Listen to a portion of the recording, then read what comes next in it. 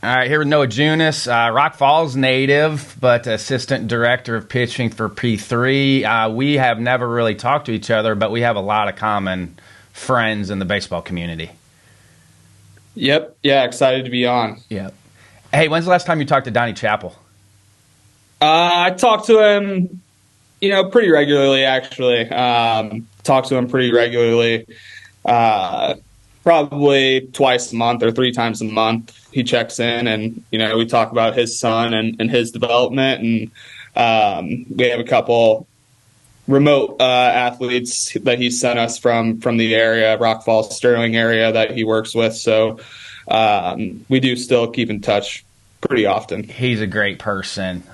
Always enjoyed talking to him and being in the area as long as I was. People outside that area don't know much about him, and that's why I brought his name up, because anybody doesn't know Donnie Chappell's name, dive into Rock Falls baseball. There's been some really good players come out of Rock Falls. Yep, a lot of rich history. Donnie, true GOAT, man. Like, you're not going to find many better in the high school game than him. So I still think your brother should have went to Iowa. You can tell him that. Jake, if you're listening, should have went to Iowa. Could have been a 2-way player for us. I think it all worked out. Yes, it did. It all worked out how it was supposed to. So it's funny. We were at NC State earlier this year as part of our college partnership program, and that's where he was committed out of high school. Yep. And they're obviously saying the same thing. He should have came to college. Elliot's all.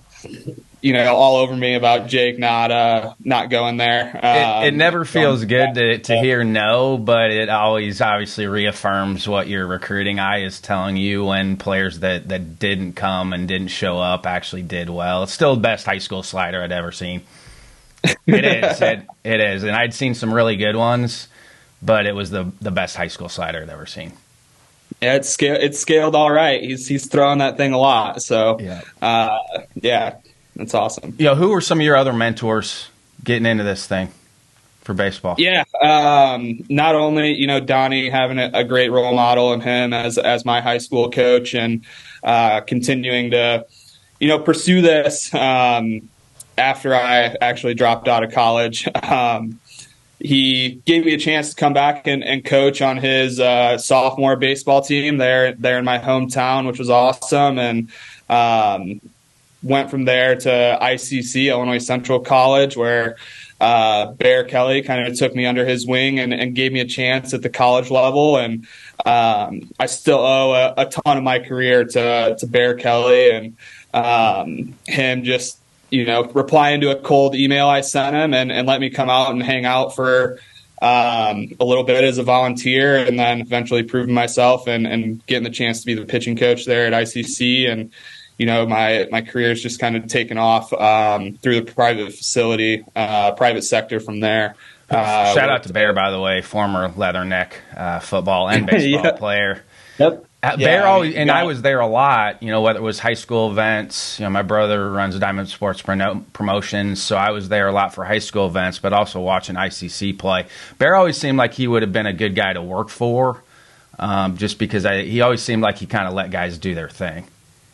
Oh yeah, ton of freedom and autonomy, and he told me that as soon as I took over the pitching coach job, like that I could kind of run it however I wanted to, and that's gave me a chance to experiment and grow as a very young coach. I was probably only 21, 22 years old at the time, so he gave me a chance to fail forward and really learn a lot in that year and a half, 2 years I spent with ICC. And, if I could go back, I would apologize to some of the players that I coached there for sure. But it was a great experience. And like I said, I owe a ton of my career to Bret Kelley for giving me a chance and kind of taking me under his wing and let me do my thing on the field, and also taking care of me off the field. We would go during COVID. We went over to his house every single Sunday, and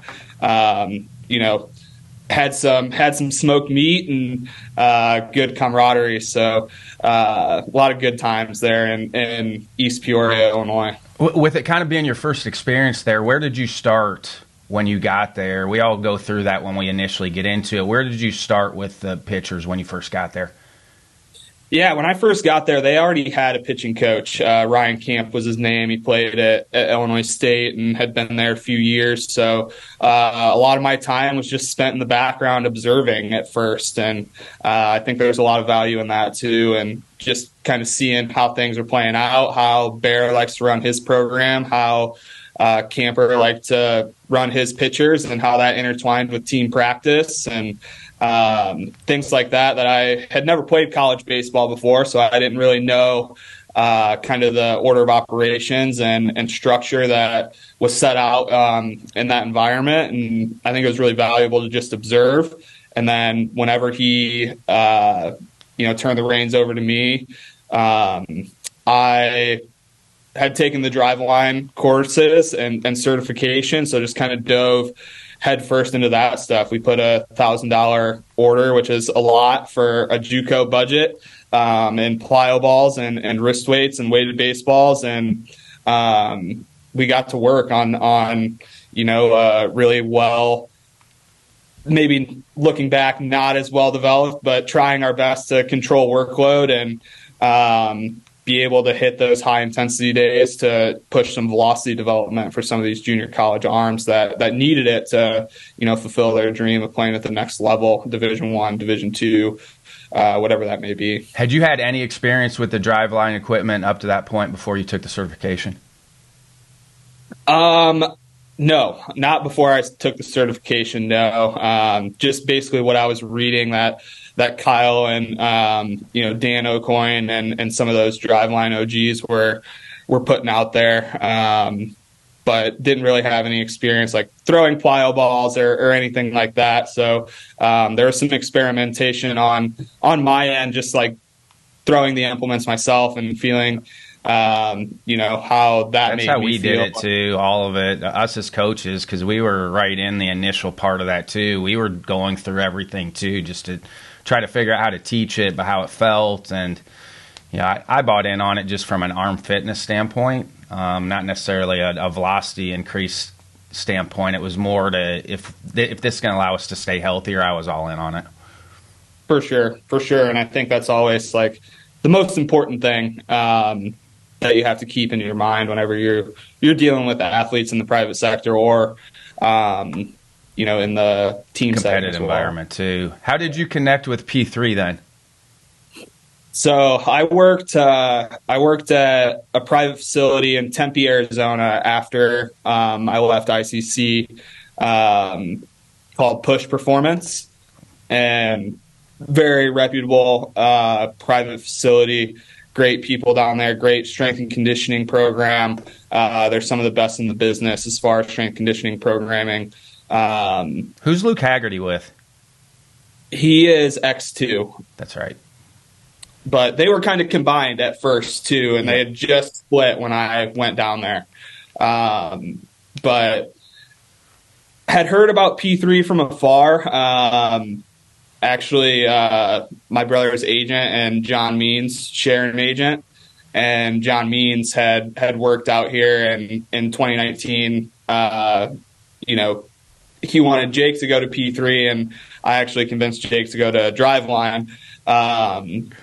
But it's just been kind of funny to see that come full circle, and then I eventually saw the opening for a throwing trainer here at P3, and shot Josh Kiesel a DM on Twitter, and had an interview, and it kind of took off from there. The whole reason I wanted to come to P3 was to get my hands on some biomechanics data and be able to kind of dive head first into that realm, and add another tool to my toolbox as far as being able to take data and make it actionable to players to get them better.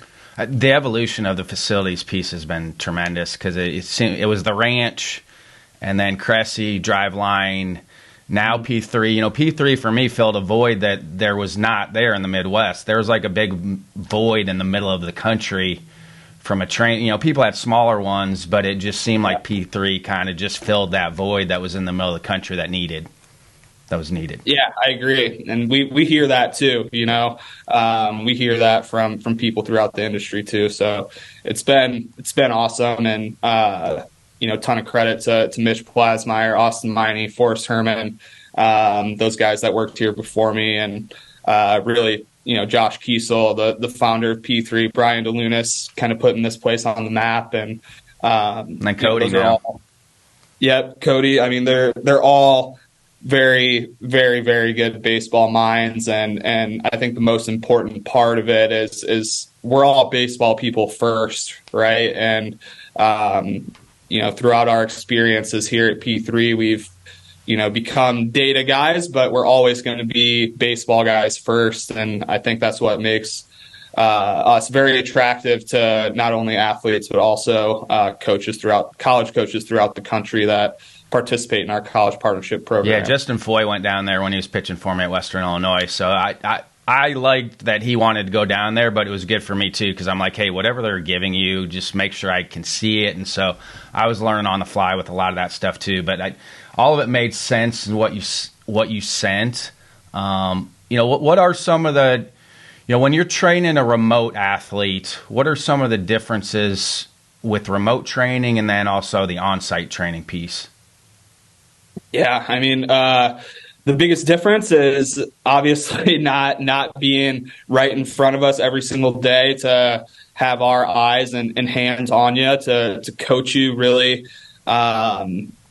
effectively. But I think there's advantages to it too, because we've seen, people you see it all over the place, guys overcoaching. And I think that's a huge thing too. And, having that awareness of, when to speak up and pick your spots on when to coach and when your coaching might actually be making someone worse. So that's something you have to keep in mind the higher level that you go, for sure. But I think that can be a positive of the remote program a little bit is, kind of avoid some of that over coaching. And you're obviously always there for the athlete. The way we set it up is we do a weekly meeting phone call for the first month, and then it's kind of as needed after that, once a cycle or once a month, depending on what the athlete feels they need. And I think that's the biggest piece of what P3 is really good at is meeting each individual where they're at in their development and creating an individualized plan around that, not trying to force people that come to P3 into our model or mold. We're always kind of bending our model and mold to fit the individual. Was Charlotte one of the first teams to use you all as a remote training? Yep. They were. Shout out, Coach. They were Woodard. the very first. Robert Woodard, great advocate for P3 out in the industry, and really great guy. We're just went out there at the beginning of the month to kick off our 5th year working together, which has been incredible to see the transformation from when they first started to what that program looks like now has been incredible. And ton of credit to Woody, and he's brought in the right guys too, right? He took Austin Miney from P3, took Eric McKibben, one of our strength coaches from P3, and it's just really taken off, and it's exciting going down there. They really value what we do, and you see it in the players and how they react when we come to town, and they're all really jazzed up about it. I'm sure you've seen the videos. Everyone's going nuts in the background. They sort of use that mocap day as their World Series in the fall, which is awesome. We see guys PR in their mocap day all the time in Charlotte, and it's really fun when that happens, and the atmosphere is so electric, and guys getting behind each other because they truly want to see each other succeed, and that's just a really cool culture to be a very small part of there at Charlotte. Were they the first school then that you guys actually went to? Yep, there's 3. I believe, I don't want to misspeak because that was before my time here at P3, but I believe it was Charlotte, Missouri State, and Notre Dame, I believe, were the first three. So the difference when you head out there, I mean, obviously remote training is different when you head out there. So is it just all assessment? Is it pitch design? What are you working on when you get out there? Yeah, and again, kind of going back to my last point, we're trying to fit what we do to each individual. And with the college partnership program, we're trying to service the coaching staff in the best way that they see fit and tailor what we do to their needs and how they want to leverage what we bring to the table. So everyone we work with, we for sure do a motion capture assessment, as well as some sort of, table range of motion assessment, whether we do it or they have someone in place on their staff who can execute that and, get us some of that information to tie all the data together. But the assessment piece is definitely the biggest part. And then some programs we're working with the coaching staff to write some throwing program. We're working to write some mobility corrective exercises for guys based on that table assessment. And some programs we're even writing strength conditioning program for them as well, and working with their performance department to figure out the best plan for these guys in the weight room to go along with what they're doing on the throwing side. What are some of the common red flags you see with the motion capture as far as what people need to correct? Yeah, I sound like a broken record, but it depends, man. It's all dependent on the individual, and that's why we do such a thorough assessment, because every guy truly is different, and the ideal mechanics for one guy, it might look a lot different than the guy next to him. So we're always trying to keep all of that in mind and, explain that the best we can to each staff and player that, comes to see us. And, just because your hip shoulder separation, for example, shows up, in the less than ideal range on the mocap, maybe you're not structurally built to have, big hip shoulder separation. Maybe that's not the way that your brain and your body wants to naturally move. So we're always keeping those things in mind and taking all of those things into account when we're looking at these motion capture reports. And because it is a risk reward thing too. Especially if there's present velocity with command of pitches, then it's like, okay, motor preferences is getting some play now, which I think that'll be kind of the next thing that you see where we're starting to learn, like, okay, a player moves that way. And on base, you've been talking about it forever, where, okay, there's some risk reward that, okay, if you try to change too much, they are going to regress or they may get injured, where that's that balancing act of, okay, this is where they may be able to get to, but if they're doing well now, that's kind of that risk reward thing. You want them to continue to improve, but there's some risk reward with that as well. Yeah, that's what we tell everyone too. It's like we're taking into account the whole thing, right? Like it's not just the motion capture and your mechanics. Like we have to take into account what kind of pitch shapes that you're creating after the ball leaves your hand, and then what's happening at the plate. What's the hitter telling us at the plate? Are we having success or are we not having success? And, that really is the driving factor of, whether we want to make a significant change or not. So taking I do all like that, following you on social media too. I think you handle social media the way that you should handle it, blending the facility side and also the competitive side. Yeah, and that's our whole thing is like the end goal is to get guys out, and that's all these college coaches care about is getting guys out, and eventually like that leading to wins in the win column, and eventually a regional berth, super regional, and a trip to Omaha. So that's always at the forefront of our conversations, and the more context that we can get from these college programs, it gives us a lot better direction in our recommendations. And that goes back to Coach Chappell too, because I mean, for me, Coach Chappell was as competitive as a guy as you're going to be around. Yeah, and you gotta have those people. Like, you can have the best stuff in the world, you can have the greatest mechanics in the world, but if you don't have that compete factor, then it's going to be tough to get guys out once the lights turn on. How'd you connect with Logan Webb?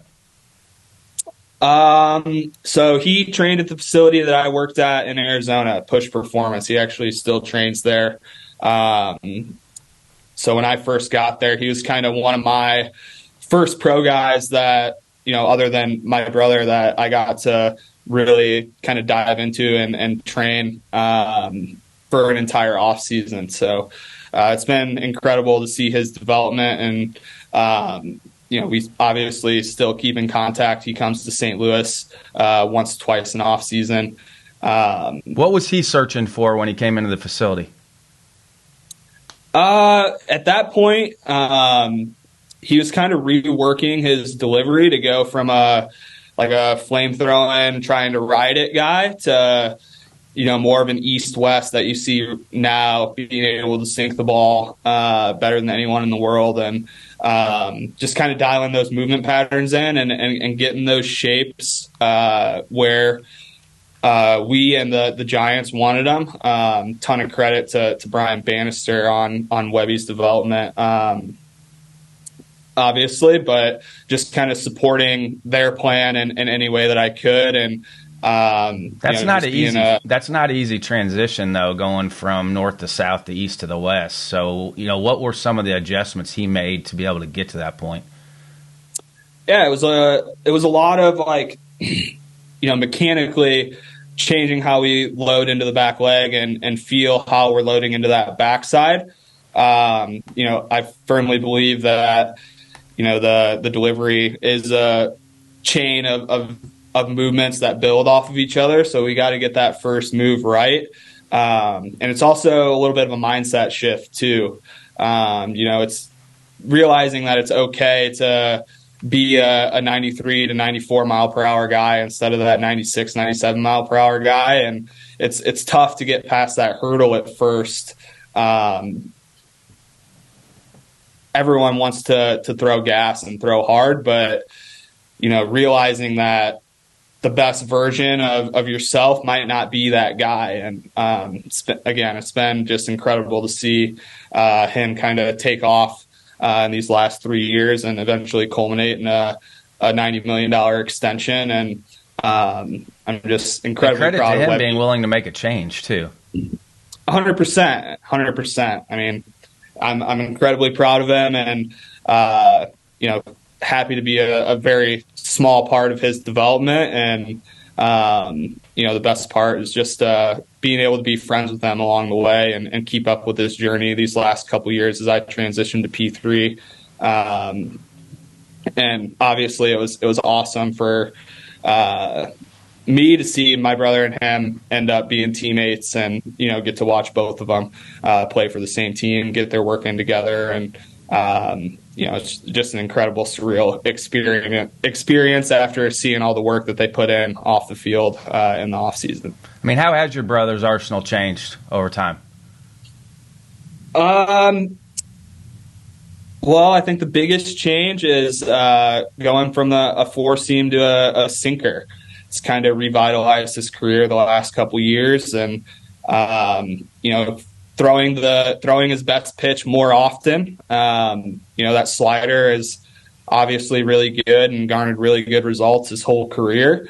So leaning into that and throwing that, over 50% of the time. He's in 2022, he became the first major league starter to throw an off-speed pitch over 50% of the time throughout a whole year. So, it's paid dividends for him, and that's really kind of opening up that side of the plate. That's a tunneling thing too, right? Because obviously his slider's a wipeout pitch to the glove side, where he needs to tunnel something that's going to go to the arm side that kind of looks similar coming out of the hand. For sure, absolutely. And the old guys kind of knew that, but now with everything that you have at your disposal from a tech standpoint, you can tell that story a little bit better now. For somebody that doesn't have anything, On the tech side, what should they start with? What should they start adding in? As far as technology, just any of it. Where, if you had a blank slate to start from, where would you start? I think the radar gun is the easiest place to start as far as technology. Just to be able to get that daily feedback on every single rep you throw, whether it's plyo throws, whether it's catch play, whether it's a compression throw or a pull down or on the mound. If you don't have any feedback to judge your progress, it's going to be really hard to come up with a good plan and stick to a plan if you don't have that feedback. So I think the first place to start is a radar gun. And then from there, there's obviously thousands and thousands and thousands of dollars worth of technology out there. But any sort of, TrackMan or Edgertronic as far as pitch design is kind of the gold standard. I love the Pulse workload monitor to be able to track how much volume and intensity you're applying on each throwing day as prescribed to you. I think that's a huge tool too to build up the proper way and know that you're building up the proper way and getting ready for spring training or opening day for a college guy in March or a high school guy in March. Those are kind of my big ones. Obviously knowing that not everyone's going to be able to go out there and afford a motion capture system or even, know where to start with that stuff. So I those think are kind of the best change now is guys are off the mound earlier. They're not really cranking it up at times, but they are off the slope earlier. I think the on-ramp process has gotten much better over time. I know we still have injuries, but I think the on-ramp process has gotten much better over time for guys. For sure. And, with more studies coming out that like flat ground and mound throwing is not all that different. I think it's almost negligent to not get guys on the mound as much as possible, even in these early parts of the off season. Is there a shutdown time now? Is there a shutdown time?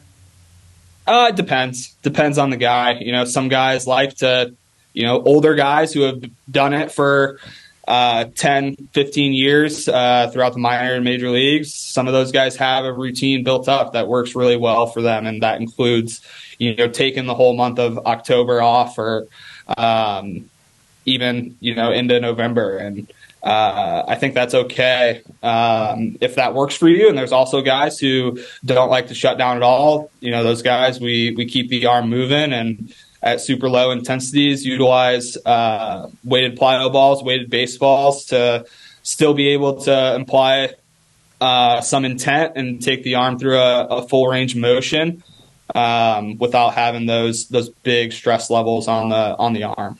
When guys have been shut down, is it still the old, okay, we're going to start with fastballs first? You said Jake throws more off-speed pitches now. When Jake is getting back into it, when does he start to spin the ball when he gets back into it? Once we get into, 4 to 5 days of throwing a week, I say it's okay for guys to start feeling that out, even if it is just on flat ground. I think with guys that do throw the majority off-speed pitches, like you need to train that in the off season a little bit. You have to train your elbow and your body to be ready to handle that. And, it's definitely something that we've seen and a little bit of an adjustment that I've made in my thought process over the last couple of years is like, if we're throwing 65% sliders, then we need to place an emphasis on that in the off season as well to prepare the tissues and muscles around the arm and the rest of the body to execute that when the time comes in spring training and throughout the duration of 162 game season, which is a very, very long marathon. How many pens will they have before they get to spring training? Usually try to get them, 10 between pens and at varying intensities, obviously, before spring training, maybe some live at bats. Also depends on what their organization wants them to be ready for too. And that's a huge part of all this too, is the collaboration aspect and everyone pulling on the same rope in the same direction. And something we're really big on and always willing to do is connect with these organizations on these players that come to us and make sure that we're all on the same page and have a productive conversation on what each of us are seeing mechanically, pitch quality wise, before we make any sweeping changes. I mean, what's a competitive offseason, competitive at-bat day look like for them? I mean, how many pitches? Is it on feel? You know, what's that look like if they're going to throw competitive at-bats in the offseason? What's it look like? I mean, because, by the way, winter ball is going right now, so there are guys still getting after it in winter ball right now. For sure. I think typically what we do is start out with just like a one inning by 15 to 20 pitches. It is a different level of stress when you get a hitter in the box, even if it is 10 degrees outside and you're in the middle of a facility on a turf mound. There's something about that hitter being in there and that competitive juices get flowing. There is a little bit more stress on the body, so we want to make sure that the body's ready for that, built up through, maybe an up-down bullpen or a couple up-down bullpens before we get to live, and then progress the live schedule from, 1 by 15 to, a 2 by 30 or a up-down live. So how does the recovery change then too as they start to ramp up? There's more of an emphasis on it. It's again, just like this is where like pulse becomes a really valuable tool and knowing that you are actually treating your recovery days like recovery days becomes increasingly important as we start ramping up the intensity, getting closer to spring training. And we just have to place an emphasis on that. And if we place an emphasis on it from the very beginning of the off season, usually by the time we get to those high intent days, guys have a pretty good feel for it. So it's about establishing those habits and routines from the jump and emphasizing that on our end. It really helps facilitate that buy-in on how important that recovery process is. And when you have objective feedback like the pulse workload monitor to back up what you're saying, that again just increases that buy-in for the athlete. And after we explain the importance of it, it's very rare that we have someone say, no, I don't think I'm not going to do that. So, again, it's just about making it important. And, if you make it important, then typically the athlete's going to follow suit if you have, a reason behind what you're trying to implement. Then with the lifting schedule, I mean, when does the lift schedule work around their bullpen days? Because I know every org does it different. I'm always intrigued by which orgs do it different, which facilities do it different. When is that lift schedule mixed in with their throwing? Yeah, I mean, it depends. Depends on what time of the off season we're at. Typically, the way it's going to go is the beginning of the off season. We're going to hit it pretty hard in the weight room on a strength focus for guys that need it. And then as we start to build up intensity and volume on the throwing side, that strength conditioning schedule is going to taper back a little bit, maybe cut out a day, and then start moving things a little bit faster, move towards that speed or power focus in the weight room, and then always making sure those days are properly matched up with the throwing schedule, how we see fit for that individual athlete, and taking into account their feedback too of what they've done in the past and what works really well for them is a big part of it too, because that stuff matters. What are some things that motion capture show that you probably can't see by just looking at it if you're going off that naked eye? Yeah, I think the most valuable thing that motion capture tells us that maybe our eyes can't or we can't see on video is the angular velocities of each segment. So how fast the torso is rotating, how fast the elbows extending, how fast the shoulder is internally rotating, the amount of external rotation or layback that you get within the delivery, and then some of the timing metrics too. When do you create the most hip shoulder separation? How are you timing up those angular velocities within the delivery?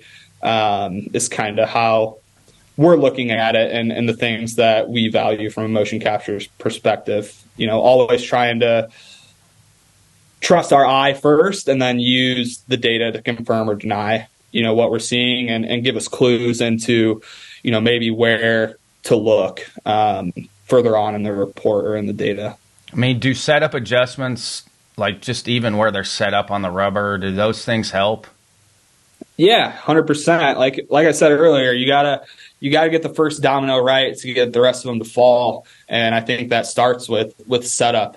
And I know you were just out at Maryland not too long ago talking about the motor preferences, and that all plays into it too. Ideal setup definitely matters, and if you don't get the setup right, it's going to be hard to get the first move right when you lift your leg.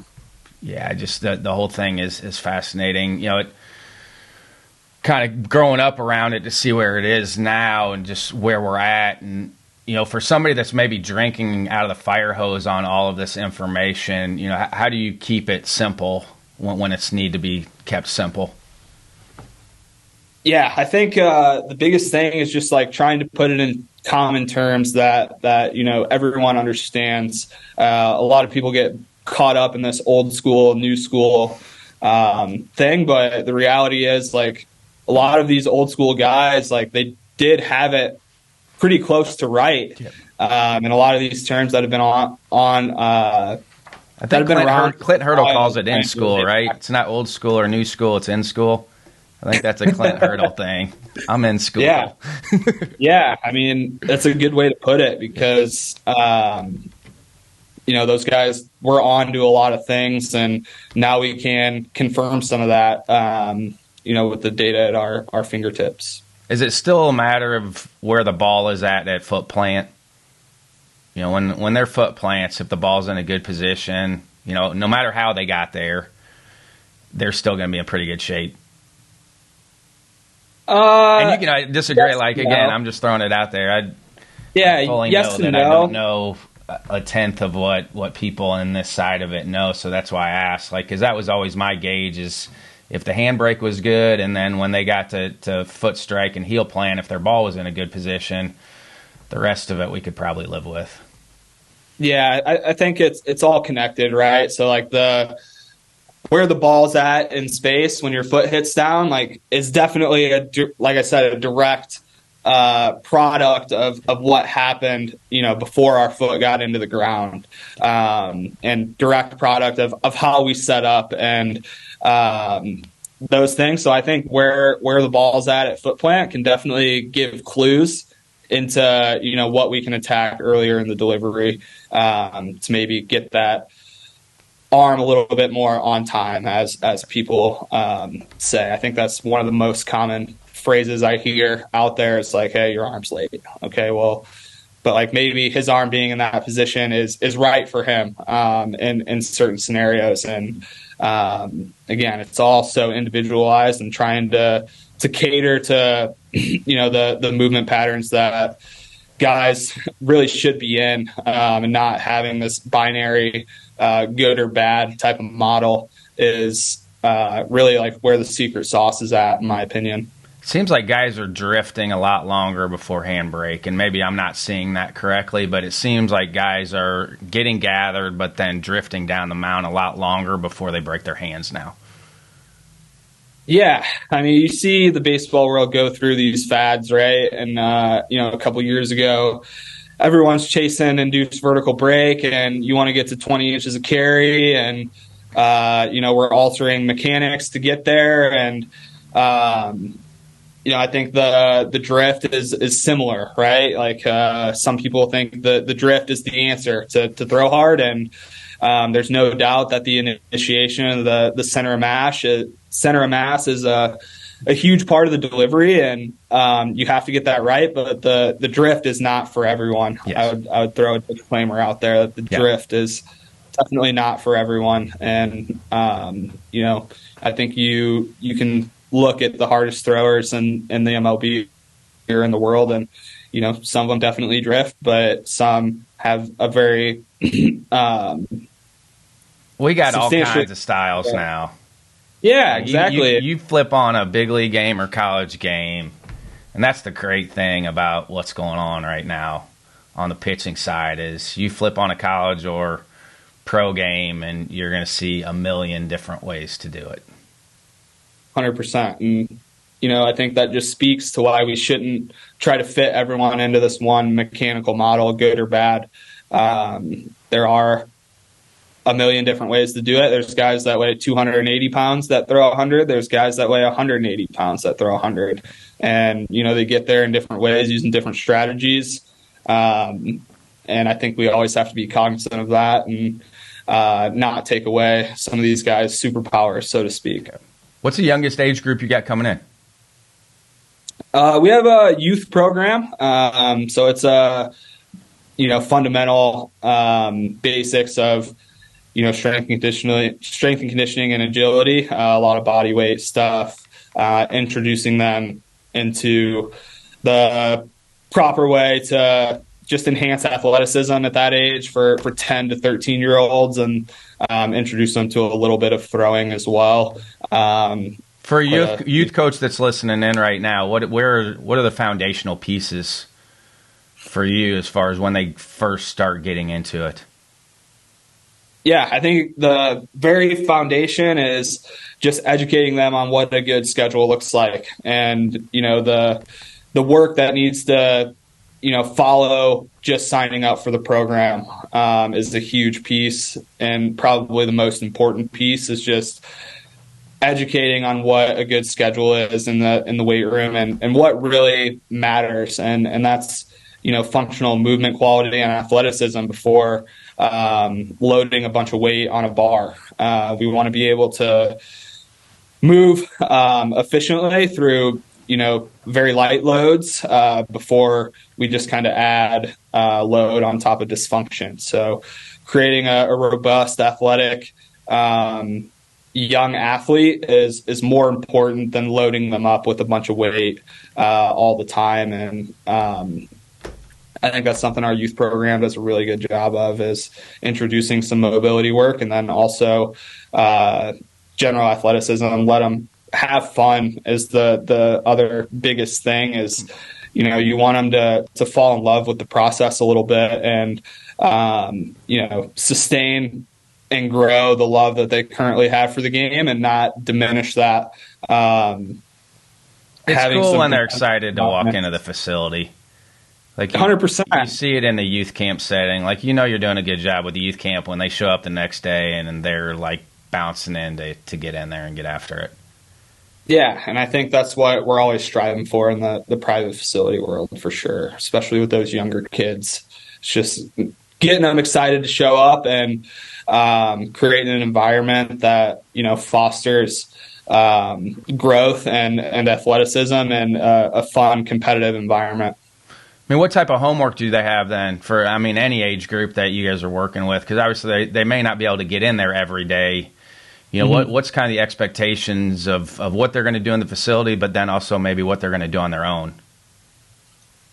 Yeah, with the high school group specifically, we first have to know what we have planned for that week. So it's all laid out for them on a 4 to 6 week basis, so they can always look ahead on their phone and see what they have upcoming. And if they know that they're not going to be able to make it in for a certain day, we have to educate them on how to make that adjustment within their program, or let them know that they are responsible for completing those workouts and being compliant away from the building when they can't make it in. It's not a magic pill that you just show up to the facility 2 or 3 times a week, and all of a sudden you're going to gain velocity, get stronger, and throw more strikes. That's just not how it works.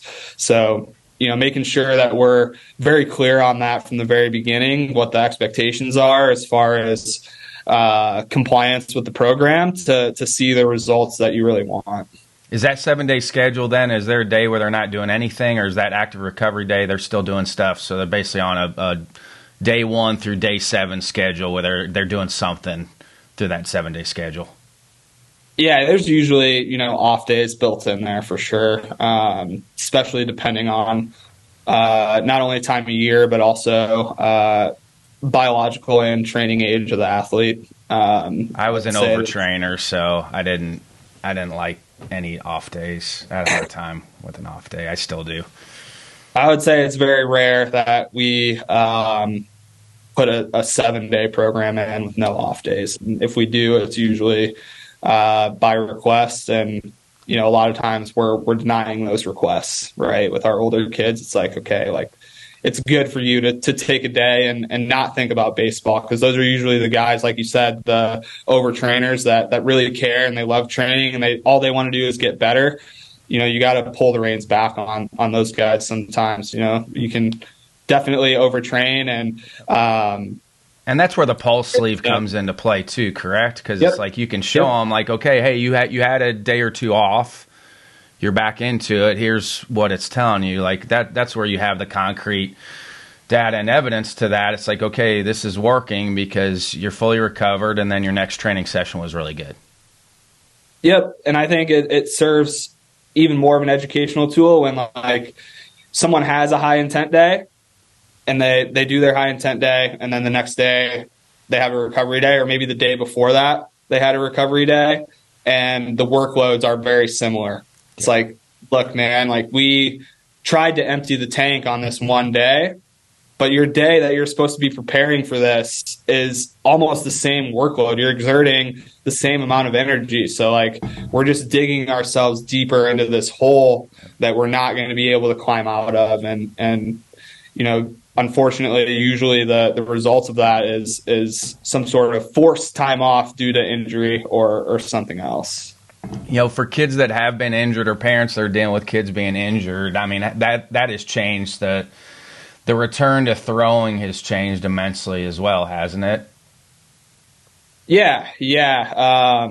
Getting them up, like I think return to throw is probably Pulse's biggest use case, and you're seeing it more and more throughout the industry, and physical therapists buying into it, organizations buying into it and using it as a great tool for a return to throw instead of the standard.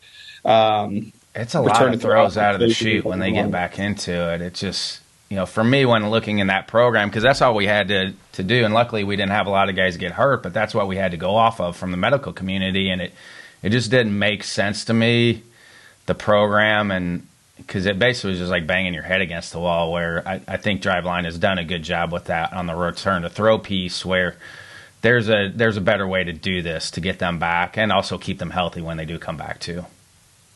Yeah, I mean, it's just a better way to know if you're actually progressing responsibly or not. And again, it's just a huge value, and probably provides the most value in that return to throw situation. And you have some really good examples of college coaches and pro organizations that work with you from a communication standpoint.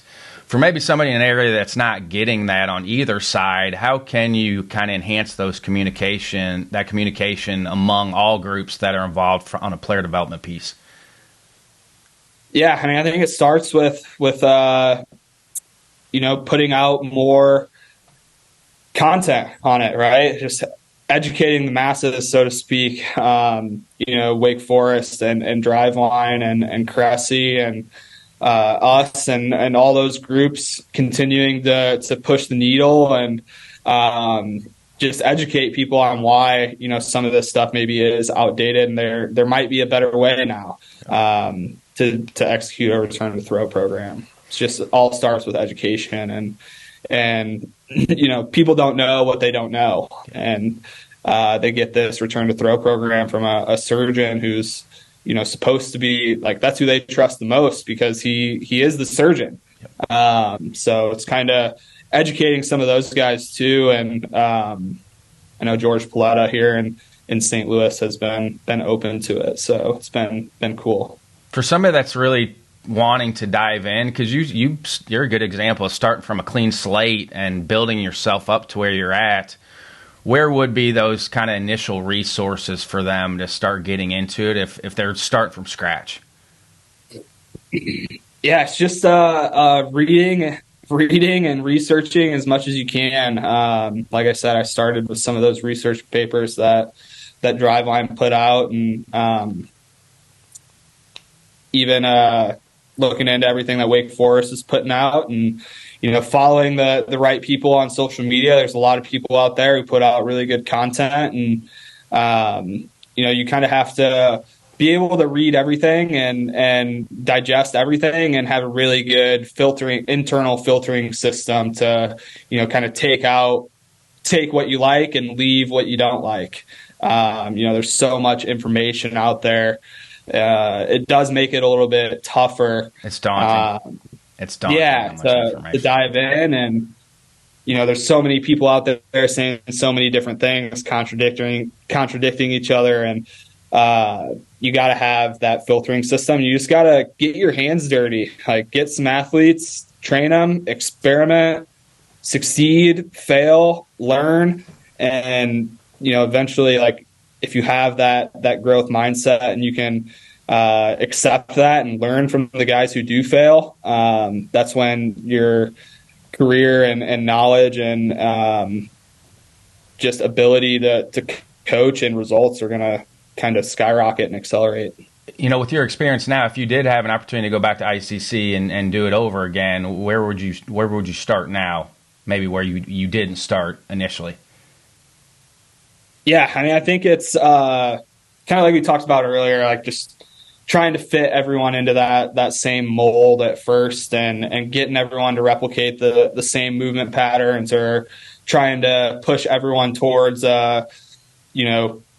high spin efficiency fastball and a high spin efficiency breaking ball. I think that's something that, like with Rep Soto at first, I definitely fell into. And I think if you didn't fall into that, then, in that 2020, 2021 range, like you're probably lying to yourself. So again, it's just a lot of trial and error. Do you have a fail forward moment? I mean, do you have anything you thought was going to set you back, but looking now, it helped you move forward?